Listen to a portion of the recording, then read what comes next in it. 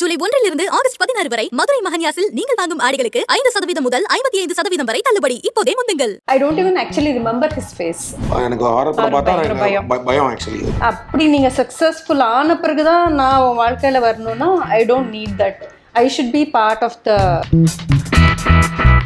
ஏன்னா இந்த சர்ப்ரைஸ் பண்ணுறது, இந்த மாதிரி ஒரு கிஃப்ட் யோசிச்சு பண்ணுறதுலாம் அவள் தான்.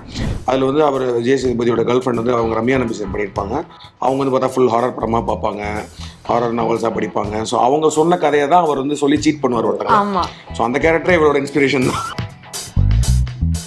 ஹாய் ஹலோ அவல் விகடன் வியூவர்ஸ், நான் உங்க ஹர்ஷா. ஸோ இன்னைக்கு நம்ம யாரை பார்க்க போறோம் அப்படின்னு பார்த்தீங்கன்னா கார்த்திக் சுப்ராஜ் சார் அவர்களையும் அவரோட வைஃப் சத்யா அவர்கள் ரெண்டு பேரையும் தான் பார்க்க போறோம். வணக்கம், எப்படி இருக்கீங்க ரெண்டு பேரும்? நல்லா இருக்கும். ஸோ நீங்கள் வந்துட்டு நாங்கள் ஒரு டாக்டர்னு கேள்விப்பட்டோம். ஸோ டாக்டர் டைரக்டர் காம்போ எப்படி செட் ஆகுது ஃபர்ஸ்ட்? எப்படி, how did it happen ma'am?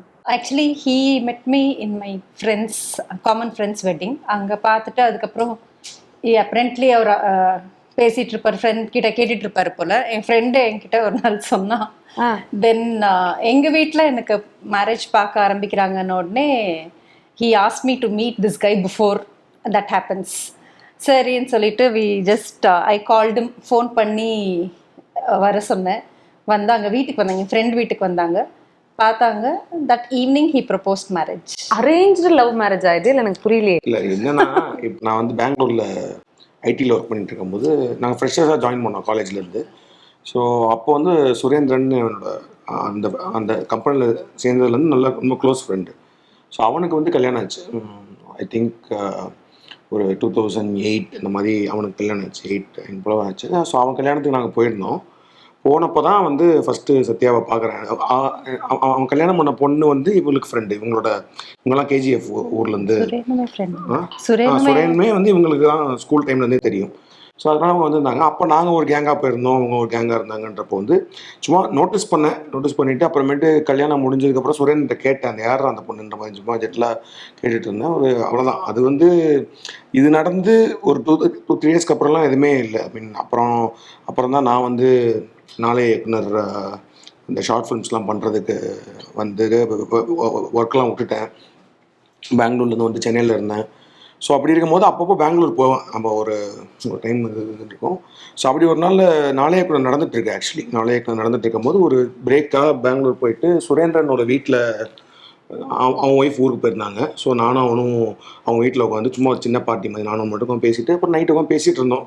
ஏன்னா அப்போ ஜென்ரலாக நிறையா டாக். நான் வந்து இப்போ நாளைக்கு ஜெயிப்பேனா, ஜெயிச்சதுக்கு அப்புறமேட்டு படம் எப்படி பண்ணுவோமா அப்படின்ற மாதிரி ரொம்ப கேரியரை பற்றிலாம் அப்படி பேசிட்டு போயிட்டே இருந்தப்போ கேஷுவலாக வந்து நான் இப்போ கேட்டேன், அந்த சத்யா எப்படா இருக்குது அப்படின்ற மாதிரி கேட்டுட்டு இருந்தேன். அவன் வந்து டக்குன்னு என்ன சொன்னான், ஆக்சுவலி நீங்கள் 2 பேரும் கரெக்டான கப்பலாக இருப்பீங்க அப்படின்னா.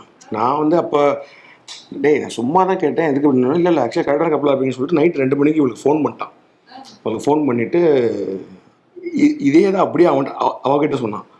அவள் வந்து எக்ஸாம் ப்ரிப்பேர் பண்ணிட்டு இருக்கா. அப்படிங்க காலேஜ் படிச்சுட்டு இருந்தீங்களா? இல்லை, மாஸ்டர்ஸ் பிஜிக்கு ப்ரிப்பேர் பண்ணிட்டு இருந்தேன். ஸோ என்னோட எக்ஸாம்க்காக ப்ரிப்பேர் பண்ணிட்டு இருந்த டைமில் நைட் 2 மணிக்கு ஃபோன் பண்ணுறான். இவன் எடுக்கிறா. நான் வந்து எடுத்த உடனே வந்து அதே தான் அவட்டையும் சொல்கிறான். ஆக்சுவலி வந்து கார்த்திக் நான் தான் உட்காந்துருக்கோம், எனக்கு என்னமோ நீங்கள் 2 பேரும் கரெக்டான கப்பலாக இருப்பீங்கன்னு தோணுது அப்படின்னு சொல்லிட்டோன்னா எனக்குமே ஷாக்கு. அவள் வந்து என்ன சொல்லியிருக்கா, என்னடா சரக்கு அடிச்சிட்டு இருக்கீங்களா, போய் பட்டு தூங்கடா இந்த மாதிரி சொல்லி ஃபோனை வைக்க சொல்லிட்டேன். நான் அப்புறம் ஒன்று பிடிச்சி திட்டுறேன், நான் அறிவில்லையடா, சும்மா ஜென்ரலாக கேஷுவலாக கேட்டால் அப்படி பண்ணிட்டுருக்கேன் அப்படின்னு சொல்லிட்டு அப்புறம் தான் நான் நம்பர் வாங்கி நான் சாரி கேட்குறேன்னு சொல்லிட்டு நம்பர் வாங்கினேன். சாரி கேட்கறதா தான் ஆரம்பிச்சது இந்த கதை. சாரி நம்பர் வாங்கிட்டு நான் மெசேஜ் அனுப்புறேன், இந்த மாதிரி வந்து சாரி நேற்று அந்த மாதிரி வந்து. அவளுமே வந்து இல்லை எனக்கு தெரியும், சுரேந்திரன் பற்றி தெரியும், அவன் இந்த மாதிரி தான் ஏதாவது பேசிகிட்டு இருப்பான் அப்படின்னு சொல்லி அப்போ அப்படியே பேச ஆரம்பிச்சு கொஞ்சம் நேரம் மெசேஜ் அப்படி போயிட்டு இருந்துச்சு. அதுக்கப்புறம் நானும் அந்த நாளைக்கு டைம்லாம் போய் இதானதுக்கப்புறம் ஒரு நாள் திரும்ப பெங்களூர் போயிருந்தேன் ஆல்மோஸ்ட்.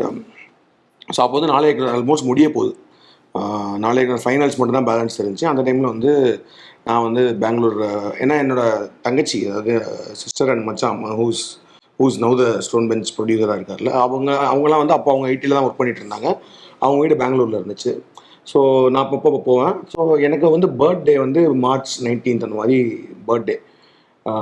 அன்றைக்கி நான் பெங்களூர் போயிருக்கேன். அப்போ வந்து காலையில் எங்கள் அப்பா வந்துட்டு கேட்குறாரு, இந்த மாதிரி வந்து என்ன பண்ண போகிறேன், என்ன பிளானு அப்படின்ற மாதிரி கேட்டுட்டு, இன்னும் நாளைக்கு நான் முடியணும், அது முடிஞ்சிட்டா என்ன பண்ண போகிறேன், முடிஞ்சிட்டு ஜெயிச்சா உடனே படம் கிடச்சிருமா அப்படின்னு. இல்லை அது படம் கிடைக்கலனா ட்ரை பண்ணுவேன் அப்படின்னு சொன்னேன். சரி அப்போ நாங்கள் பொண்ணெல்லாம் பார்க்க ஆரம்பிக்குவோம், ஏன்னா உனக்கு அந்த கல்யாண ஏஜ் வருது. நான் சொன்னேன் வாய்ப்பே கிடையாதுன்னு சொல்லிட்டு பயங்கரமான ஒரு அப்பா அம்மாவை பிடிச்சி பயங்கரமாக திட்டேன். நான் என்ன வந்து என்னை டிஸ்டர்ப் பண்ணாதீங்க, எனக்கு வந்து 5 வருஷம் ஆகலாம் படம் பண்ணுறதுக்கு, 10 வருஷம் ஆகலாம், பட் ஆனால் நான் வந்து படம் பண்ணதுக்கப்புறம் தான் கல்யாணம் பண்ணுவேன், இந்த கல்யாண டாபிக் மட்டும் எடுக்காதீங்கன்னு சொல்லிட்டு March 19th சொல்கிறேன். ஓகேவா சொல்லிட்டு ஒரு ஐ திங்க் 21st 2 days கழித்து பெங்களூர்லேயே வந்து படத்துக்கு போகிறோம்.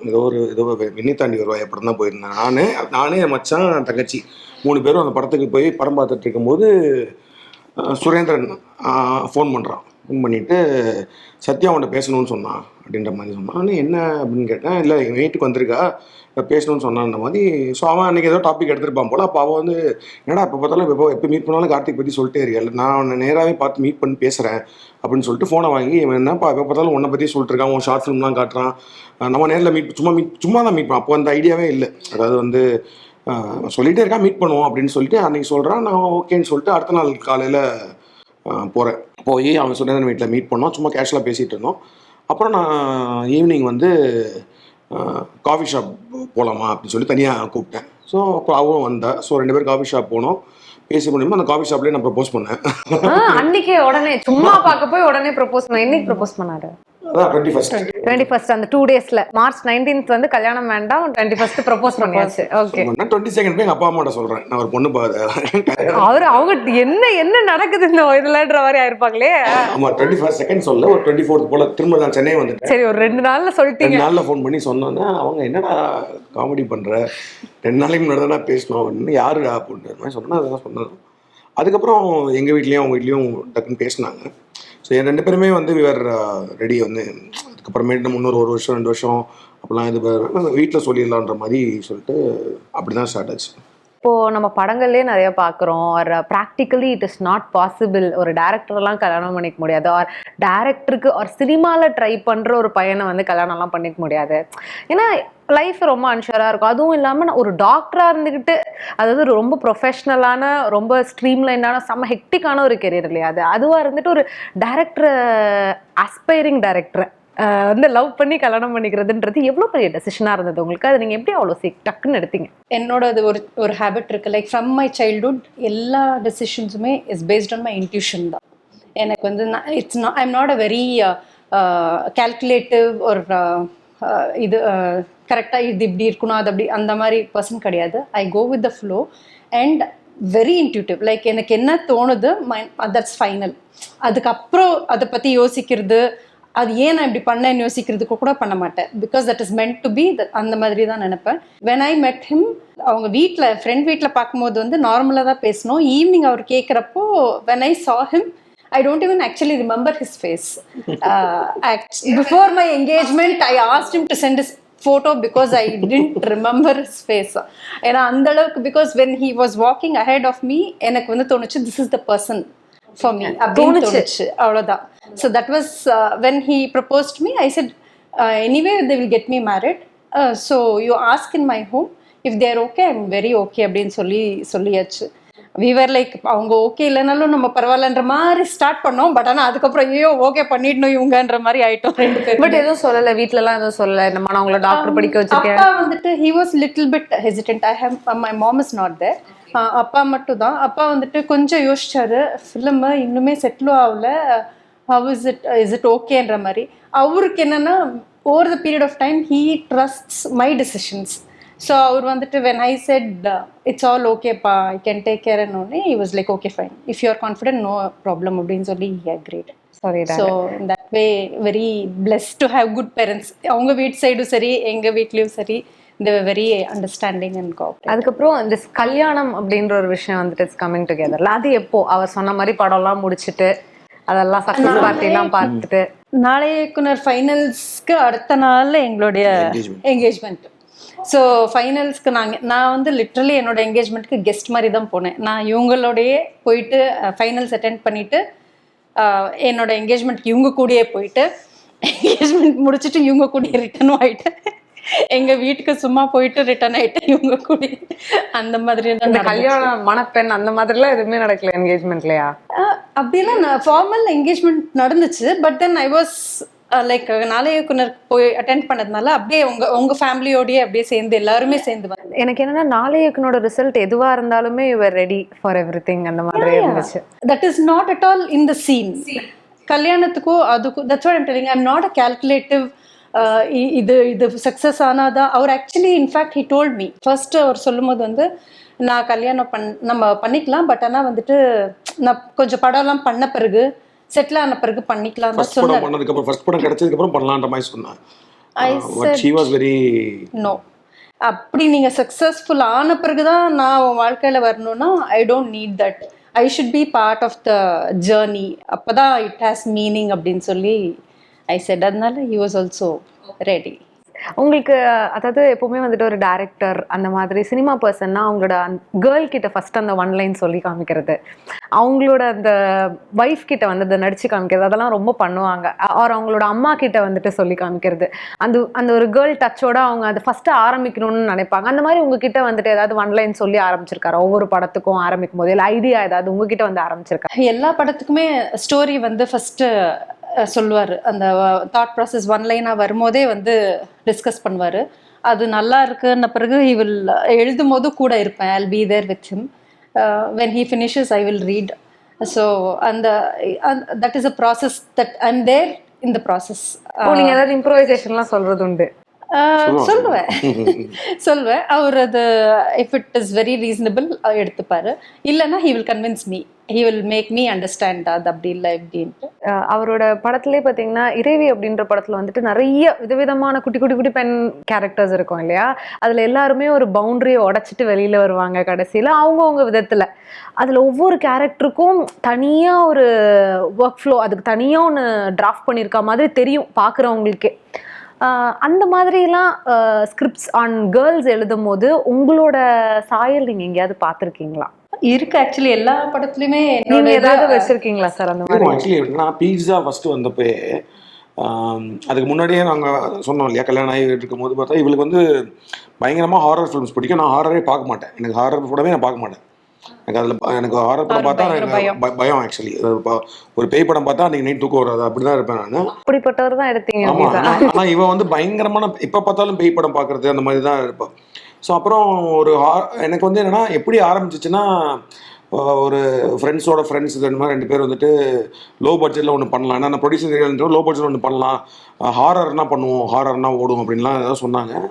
ஸோ அப்போ தான் நான் வந்து சரி வீட்டுக்குள்ளே நடக்கிற மாதிரி, ஏன்னா பட்ஜெட் வேறு கம்மியாக இருக்கணும், ஸோ வீட்டுக்குள்ளே நடக்கிற மாதிரி 12 Angry Man மாதிரி ஒரு கதை அப்படின்ற மாதிரி யோசித்தேன். 12 Angry Man வந்து more of a courtroom drama. So அதெல்லாம் நம்ம ஊரில் பார்க்க மாட்டாங்க, நீங்கள் வந்து ஹாரர் மாதிரி எடுங்க, இல்லை த்ரில்லர் எடுங்கன்னு சொன்னப்போ, ஸோ நான் ஹாரர் ஐடியான்னு சொன்னோன்னே இவன் ரொம்ப எக்ஸைட் ஆகிட்டு நான் நிறையா இன்புட்ஸ் பீட்ஸாக்கே நிறையா வந்துச்சு, சில விஷயங்கள்லாம் வந்துச்சு, என்ன மாதிரி ரெஃபரன்ஸ் படங்கள் பார்க்கணும் அதெல்லாம் வந்துச்சு. ஸோ பீட்ஸாக்கு அதை முடிச்சுட்டு நான் போய் ஒரு ப்ரொடியூசர்கிட்ட ஃபஸ்ட்டு வச்சுருந்தப்போ அதில் ஆக்சுவலி ஹீரோயினே கிடையாது ஃபஸ்ட்டு இது பண்ணப்போ. ஓகே. டேரெக்டாக இருக்கும். ஒரு பீஸா ஷாப்பில் வேலை பார்ப்பாரு, ஒரு பீஸா டெலிவரி ஒரு இடத்துன்னு கூப்பிடுவாங்க, பீஸா எடுத்துகிட்டு உள்ளே போனால் மாட்டிப்பான், அதை உள்ள ஆறாக நடந்திருக்கும். ஸோ அப்படியே வெறும் அந்த ஒரு மென்னோட ஆங்கிள், அந்த ஹீரோட ஆங்கிளில் மட்டும்தான் இருந்துச்சு. ஸோ அப்போ ஒரு ப்ரொடியூசர் பார்க்கும்போது ஒருத்தர் சொன்னார், இல்லைப்பா ஹீரோயின்லாம் இல்லாமலாம் வந்து எடுக்க முடியாது படம், வந்து ஏதாவது ஒரு ஹீரோயின் ஆங்கிள் வேணும், ப்ளஸ் வந்து அதை இன்ட்ரெஸ்டிங்காக கொண்டு வராங்க அப்படின்னு சொன்னப்போ தான் எனக்கு தோணுனப்போ தான், நீங்கள் பீட்ஸா பார்த்தீங்கன்னா தெரியும், அதில் வந்து அவர் விஜய் சேதுபதியோட கேர்ள் ஃப்ரெண்ட் வந்து அவங்க ரம்யா நம்பிசன் பண்ணியிருப்பாங்க. அவங்க வந்து பார்த்தா ஃபுல் ஹாரர் படமாக பார்ப்பாங்க, ஹாரர் நாவல்ஸாக படிப்பாங்க. ஸோ அவங்க சொன்ன கதையை தான் அவர் வந்து சொல்லி சீட் பண்ணுவார் ஒருத்தங்க. ஸோ அந்த கேரக்டரே இவரோட இன்ஸ்பிரேஷன் தான்.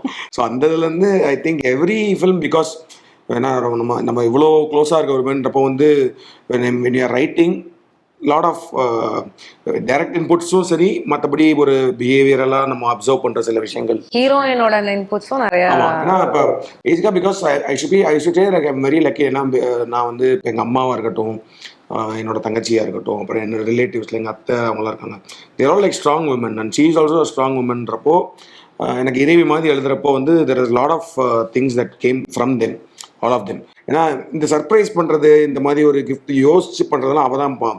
ஏன்னா நம்மளுக்கு வந்து ரொம்ப இப்போ ஃபார் எக்ஸாம்பிள் இப்போ நாளைக்கு பர்த்டேனா நம்ம இன்றைக்கி தான் யோசிப்போம் ஏதாவது ஒன்று வாங்கணும்னு சொல்கிறப்போ.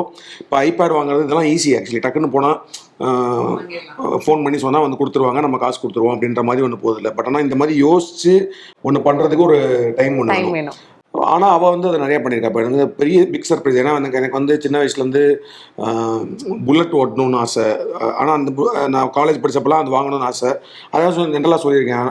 அந்த சர்ப்ரைஸை மெயின்டைன் பண்ணுறது தான் பெரிய மேட்ரு. இப்போ என்னென்னா என்னோட ஒன் ஆஃப் த பர்த்டேக்கு வந்து மதுரையில் புல்லட் வாங்கி மதுரையில் ரெஜிஸ்ட்ரேஷன் பண்ணி அதை ஒரு ஆளை விட்டு வர வச்சு வீட்டு வாசலில் நிப்பாடிந்தா. காலைல வந்து பார்த்தா புல்லட் நம்மளுக்கு அது ஒரு பிக்கஸ்ட் சர்ப்ரைஸாக இருந்துச்சு. ஸோ நீங்கள் பேசுறதை பார்த்தாலே தெரியுது நீங்கள் ஒரு சினிமா பர்சன்ட். ஏன்னா நீங்கள் அவ்வளோ இன்புட்ஸ் கொடுக்குறீங்க, டைரக்டோரியல் இன்புட்ஸ் அதெல்லாம் கொடுக்குறீங்க.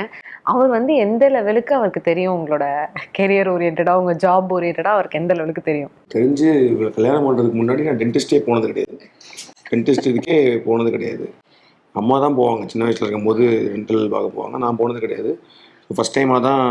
அப்போ வந்து நிறையா தம்மெல்லாம் அடிப்பேன். அதனால் பல்லெல்லாம் கரையாக இருக்கும்போது இவ தான் கூப்பிட்டு, நான் டென்டிஸ்ட்டு, என் புருஷனோட பல் இப்படி இருந்தால் எப்படி வருவாங்க வா அப்படின்னு சொல்லிட்டு பல்லெல்லாம் க்ளீன் பண்ணி விட்டு அப்போ தான். ஸோ ஒர்க்காக எனக்கு அது தெரியாது. பட் ஆனால் அங்கேயுமே பிரச்சனைகள் வரும். இப்போ சில டாக்டர்ஸ்னோடலையோ இல்லை ஏதோ ஒரு விஷயமோ இஷ்யூலாம் வரும்போது நம்ம தெரிஞ்ச அறிவுக்கு ஒன்று சொல்லலாம்ல, இது இப்படி நீ சார்ட் அவுட் பண்ணலாம், இதை வந்து நீ இப்படி ஹேண்டில் பண்ணலான்ட்டு அது மேலோட்டமாக தான் இருக்கும். பீப்பிள் மேனேஜ்மெண்ட் ரொம்ப நல்லா சொல்லி தருவார். லைக் யூ கேன் இவங்களை இப்படி பேசு, இப்படி இது பண்ணு, அப்படி ஹேண்டில் பண்ண, those kind of things is very டெக்னிக்கலாக தெரியாதுல்ல. டெக்னிக்கலாக மேபி ஃபியூச்சரில் ஒரு டாக்டர் பொண்ணு வச்சு ஸ்கிரிப்ட் எழுதும் போது மேபி இவங்க கிட்ட இருந்து சில இன்புட்ஸ்லாம் வாங்குறதுக்கு இதுலேயுமே சில ஸ்கிரிப்ட்ஸ் எல்லாம் வரும்போது சில டெர்மினாலஜிஸ் வேணும். அந்த மாதிரிலாம் இருக்கும்போது ஷி வில் டெல் கேட்டு வாங்குறது. ஸோ உங்களுக்கு வந்து சினிமாவில் யாராவது ஃப்ரெண்ட்ஸ் இருக்காங்களா? ஆமாம் இருக்காங்களே, எல்லாம் நிறைய. நீங்கள் வந்து ஆனால் பப்ளிக்காக அவரோட சேர்ந்து அப்பியரன்ஸ் அந்த மாதிரிலாம் நிறைய பண்ணுற டைப் இல்லை தானே? அப்போ வந்துட்டு ஐ அம் ஆல்வேஸ் தேர். ஓ இருப்பேன். ஆஃப் கேமரா பின்னாடி இருப்பீங்களோ? ஆமாம், ஐம் ஆல்வேஸ் தேர். எல்லா ஷூட்டிங்க்குமே ஐ திங்க் ஆல்மோஸ்ட் எங்கே அவுட்டோர் எதுனாலுமே வந்து ஷில் பி தேர். பிகாஸ் அவர் இருந்தால் தான் நாலுமே கம்ஃபர்டபுளாக இருப்பேன். ஆக்சுவலி லைக் ஒரு ஒர்க் வைஸ்மே வந்து ஒரு ஒரு கம்ஃபர்ட் ஜோன் இருக்கும். ஒரு என்ன சொல்கிறது, ஒரு மன தைரியம் இருக்கும். ஏன்னா அங்கேயுமே வந்து நிறையா பிரச்சனை வரும்போதெல்லாம் வந்து ஷிவில் ஒரு என்ன ஒரு மாரல் சப்போர்ட் எல்லாமே இருக்கும். இந்த மாதிரிலாம் பயங்கரமான ஸ்பிரிச்சுவல் பர்சன் வேறு. ஸோ அங்கே உடனே மந்திரத்தை போட்டு சரி பண்ணிடுவாங்க. நான் சொல்லுவேன், நீங்கள் மழை பெய்கிற மாதிரி இருக்குது, சரி மழை பெய்யக்கூடாதுன்னு வேண்டிக்கோ. அவன் சின்சியராக ப்ரே பண்ணுவாள் மழை பெய்யக்கூடாதுன்ற மாதிரி. அதே மாதிரி மழையும் நிற்கும். அந்த மாதிரிலாம் நடந்திருக்கு. ஆக்சுவலி இப்போ லாரன்ஸ் சார்லாம் சொல்லுவார், இல்லை சார் அவங்க வந்து மழை பெய்யக்கூடாதுன்னு ப்ரே பண்ணால் மழை நின்றுது அப்படின்ற மாதிரிலாம் லாரன்ஸ் சார் பார்த்துக்கணும்லாம் சொல்லியிருக்காரு. ஸோ அந்த வகையில் she is also like very friendly with Lawrence சாராக இருக்கட்டும், சியானா இருக்கட்டும், தனுஷ் சாராக இருக்கட்டும். இவன் தலைவருக்கே பயங்கர ஃபேவரட்டாக. தலைவர் வந்து என்னோட நிறையா உட்காந்து பேசிகிட்டு இருப்பா. அதில் ஊர்லாம் நிறையா ஸ்பிரிச்சுவலாக அந்த மாதிரிலாம் அவங்க டிஸ்கஸ் பண்ணும்போது நானே நிறைய விட சொல்லியிருக்கேன், என்னோட நிறையா பேசிகிட்டு இருக்கேன். ஒரு சின்ன ப்ராமெல்லாம் இருக்கும் அந்த மாதிரிலாம். Very so they have friends and also they have some close friends like கருணாவோட ஒய்ஃப், அந்த மாதிரி எல்லா ஆக்டர்ஸ் அவங்களுடைய ஒய்ஃப்ஸ் எல்லாம் இருப்பாங்க இல்லையா. வைபவோட ஒய்ஃப் சாத்வி, கண்ணா, என்னோட சிஸ்டர்லாவே one of my bestest friend. ஆக்சுவலாக வந்துட்டு சார் சொல்லும் போது சொல்லியிருந்தார், நீங்களும் ரொம்ப ஸ்பிரிச்சுவல், கையில் நிறைய வேற போட்டிருக்கீங்க, நிறைய கலராக போட்டிருக்கீங்க. ஸோ நீங்கள் வந்துட்டு ரஜினி சாரோட பேசும்போதெல்லாம் வந்துட்டு அந்த ஸ்பிரிச்சுவல் கனெக்ட் எந்த லெவலுக்கு இருக்கும் உங்களுக்கும் அவருக்கும்? நீங்களும் இந்த ஹிமாலயாஸ் ட்ரிப் சேர்ந்து போனோம் அந்த மாதிரிலாம் ட்ரை பண்ணியிருக்கீங்களா? யோசிச்சிருக்கீங்களா? இல்லை, நான் நிறைய போயிருக்கேன். அவரோட சேர்ந்தெல்லாம் போல நான் போயிருக்கேன். அவர் வந்துட்டு ஹீ இஸ் ரியலி பயங்கரமான ஒரு பாசிட்டிவ் எனர்ஜி மாஸ் தான் அவர். ஏன்னா வந்துட்டு I could sense like being into spirituality when you're related to energies and all, you can sense that energy. எனக்கு வந்து அவர் ஃபஸ்ட்டு பார்த்த உடனே அந்த ஃபர்ஸ்ட் டே ஆஃப் த ஷூட்டில் when the shoot was happening, his energy was so strong. நான் அவரை பார்த்த உடனே அதுதான் ஃபர்ஸ்ட் அவர்கிட்ட போய் சொன்னதே, சார் உங்களோட எனர்ஜி பயங்கரமாக ஸ்ட்ராங்காக இருக்குது சார், மெடிடேட் பண்ணும்போது டிஸ்டர்ப் ஆகுது அப்படின்னு சொல்லி. அந்த லெவலுக்கு அந்த aura effect. Aura is very positive and very strong. பயங்கர இஸ் வெரி ஸ்வீட் பர்சன். எனக்கு ரொம்ப பிடிக்கும் அவர் personally. So and that's how it started. அதுக்கப்புறம் வந்து ஜென்ரலாகவே அவர் என்ன கேட்பாரு, நீ மெடிடேட் பண்ணும்போது எப்படி பண்ணுவீங்க, என்ன பண்ணுவீங்க அப்படின்லாம் கேட்பாரு. So I will be telling, அவர் ரொம்ப is such a wonderful person and such down to earth. எல்லாருமே சொல்லியிருப்பாங்க இது அவரை பற்றி. இன்புட்ஸ் ஏதாவது தந்திருக்காரா மேம் உங்களுக்கு? இது ஃபாலோ பண்ணுங்க, இனிமேல் இதை பண்ணுங்க, நான் இது பண்ணி எனக்கு அந்த மாதிரி சொல்ல மாட்டார். அதுதான் சொல்கிறேன், அவர் வந்து he is so humble. He still sees himself. when you have a seeker near you, like when you seek something, one thing that we always feel is we never know everything. We are always seekers. To say you know every thing means you know nothing. ஓகேங்களா? So இப்போ கூட வந்துட்டு நம்ம ஏதாவது சொன்னால் ரொம்ப ஆர்வமாக உட்காந்து கவனமாக கேட்பாரு. What is your experience? என்னோட ஏஜே அவருக்கு பாதி தான். லைக் யூனோ அப்போ அவருடைய அனுபவம் எவ்வளோ இருக்கோ என்னோட அனுபவம் எவ்வளோ இருக்கும். பட் ஆனால் he will respect what ever you know I ஆம் டெல்லிங் வித் ஃபுல் இன்டென்ஷன் உட்காந்து சின்சியராக கேட்பாரு. அதுக்கு ரொம்ப இம்பார்ட்டன்ஸ் கொடுப்பாரு. So in that way is very down to earth and very sweet. Aadi வந்தாச்சு, அப்போ ஆஃபர்ஸும் வந்துருச்சுன்னு தானே அர்த்தம்? ஆமாங்க, ஜூலை 1 இருந்து ஆகஸ்ட் 16 வரை நம்ம மதுரை மஹன்யாஸில் நீங்கள் வாங்கும் ஆடைகளுக்கு 5% முதல் 55% வரை ஆடி தள்ளுபடி விலையில கிடைக்கும். இது பெண்களுக்கான பிரத்யேக ஆடியகம்.